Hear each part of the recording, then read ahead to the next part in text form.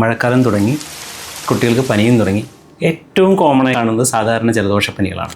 ഇപ്പോൾ ചെറിയ ജലദോഷം പോലും മാതാപിതാക്കൾക്ക് സഹിക്കാൻ പറ്റുന്നില്ല. അടുത്ത ദിവസം അവർ ഡോക്ടറെ അടുത്ത് എത്തുന്നത്, ഡോക്ടറെ ജലദോഷം തുടങ്ങി, നാളെ അല്ലെങ്കിൽ മറ്റന്നാൾ അത് ചുമയായി മാറും, അത് കഴിഞ്ഞ് കഴിഞ്ഞാൽ അവൻ എന്തായാലും ആൻറ്റിബയോട്ടിക് കൊണ്ടുവരും, ഡോക്ടർ ഇപ്പം തന്നെ ആൻറ്റിബയോട്ടിക് എഴുതിക്കോളും എന്നുള്ള ഒരൊറ്റ ഒരു സജഷനോടുകൂടിയാണ് അവർ പലപ്പോഴും വരുന്നത്. അപ്പോൾ പലപ്പോഴും മഴക്കാലത്ത് കാണുന്ന ജലദോഷപ്പനികളിൽ ഭൂരിഭാഗവും വൈറൽ ഇൻഫെക്ഷൻസ് ആണ്. അത് നമ്മൾ ഒന്നും ചെയ്യാതെ തന്നെ 3-4 ദിവസം കൊണ്ട് തനിയെ സെറ്റിലായി പോകുന്ന അല്ലെങ്കിൽ തനിയെ മാറിപ്പോകുന്ന ഒരു കാര്യമാണ്.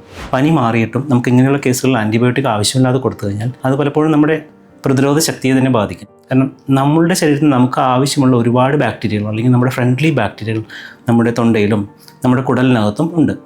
നമ്മൾ കൊടുക്കുന്ന ആൻറ്റിബയോട്ടിക്കുകൾ ആവശ്യമില്ലാത്തതാണെങ്കിൽ അത് ആ തൊണ്ടയിലും ഈ വൻകുടലിലും ചെറുകുടലിലും ഒക്കെ കാണുന്ന ബാക്ടീരിയാസിനെയൊക്കെ നശിപ്പിച്ച് കളയും. നമ്മളുടെ സുഹൃത്തുക്കളായ ബാക്ടീരിയകളുടെ പ്രവർത്തനം തന്നെ നമ്മുടെ പ്രതിരോധ ശക്തി കൂട്ടുക, ദഹന പ്രക്രിയയെ സഹായിക്കുക, കൂടുതൽ രോഗകാരികളായ ബാക്ടീരിയകൾ ശരീരത്തിൽ വരുന്നുണ്ടെങ്കിൽ അതിനെ തടയുക, വൈറസുകളെ തടയുക, ഇങ്ങനെയുള്ള പ്രവർത്തനങ്ങളാണ്. പക്ഷേ നമ്മൾ കൊടുക്കുന്ന പല ആൻറ്റിബയോട്ടിക്കുകളും ഈ നമുക്ക് ഉപകാരികളായ ഈ ബാക്ടീരിയകളെ നശിപ്പിക്കും. അപ്പോൾ പിന്നീട് വലിയ വലിയ അസുഖങ്ങൾ വരാനുള്ള സാധ്യതകൾ ഇങ്ങനെയുള്ള കുട്ടികളിൽ കൂടുകയാണ് ചെയ്യുന്നത്. സാധാരണ ജലദോഷപ്പനി വരുമ്പോൾ നമ്മൾ 2-3 ദിവസം വെയിറ്റ് ചെയ്യുക.